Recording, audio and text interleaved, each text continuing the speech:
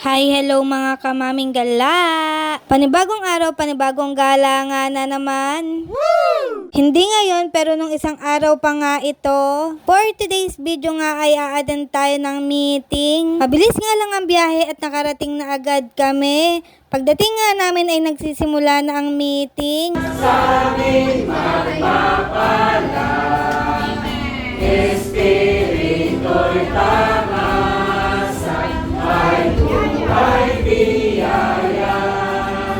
Kristo kami sasama, sa lugar nating iiyak. Amen.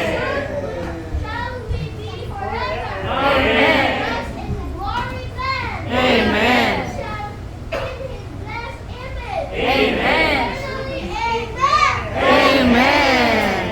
Pagkatapos nga ng meeting ay bumaba na rin kami para pakainin si Batang Gala. Pagkatapos nga kumain ni Batang Gala ay kami naman yung kumain. Pagkatapos nga kumain ay dinuyan muna ni Daddy si Batang Gala.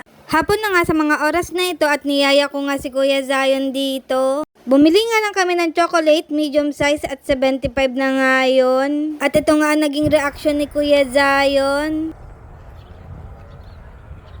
Wow, that is so good. Wait, let me spin it more.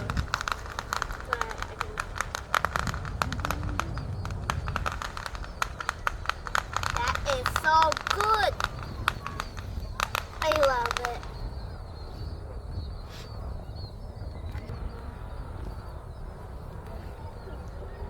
Pagkatapos nga namin tumambay sa may patubig ay umuwi na rin kami. Maggagabi na rin kasi. Malapit nga lang itong patubig sa bahay nila Dading Gala. Ilang minuto nga lang ang nilakad namin at nakarating na rin kami dito sa bahay. Napagdesisyonan nga nila na pizza na lang ang dinner namin. Pagkagaling nga namin sa patubig ay maya-maya lang nandito na rin yung pizza. Yummy.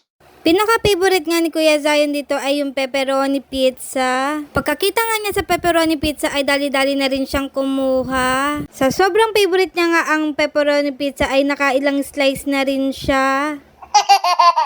Pagkatapos nga namin kumain ay umuwi na din kami. At ayun lang mga kamaming gala. Salamat sa panonood.